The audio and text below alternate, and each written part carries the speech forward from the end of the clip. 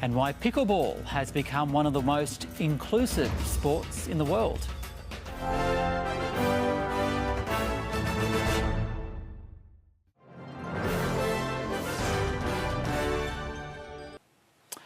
Five years ago, the sport of pickleball was almost unheard of in Australia. Since then, it has welcomed thousands of new players and more major tournaments each year. And para-pickleball is one of the most inclusive sports which welcomes people of all abilities. It's described as a cross between table tennis and badminton. With small courts and simple rules, pickleball is fun to play and has a growing army of admirers. It's just one of those sports that is so easy to learn. All you need to play pickleball is basically a net, a couple of paddles and some balls and a surface. This inclusive attitude making it a natural fit for people with disabilities. Simon Patton joined today's introductory para-pickleball session after recovering from a lower leg amputation.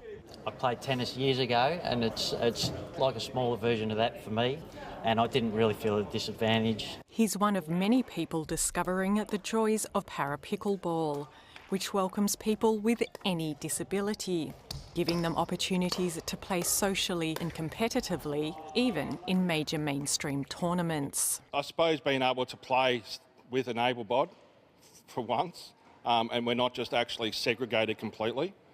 The culture is amazing and everyone's just so inclusive.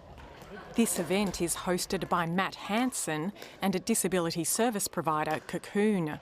Matt is a current Australian para-doubles champion and also took home medals from the national championships in his age category and in the hybrid doubles, where a player with a disability is partnered with a player who doesn't have a disability. It still gives myself the chance to play in a doubles competition with, say, one of my best friends, or if a daughter wants to play with her dad or her mother.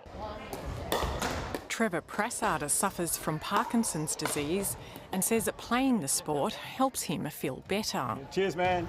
Typically I would play for about 2 hours and it really improves my whole walking gait. Pickleball was invented by three dads in the US in the 1960s as a backyard game the whole family could play. Today in Australia there are some 162 clubs, boasting around 11,500 members. 3 years ago, that figure was just 1,800.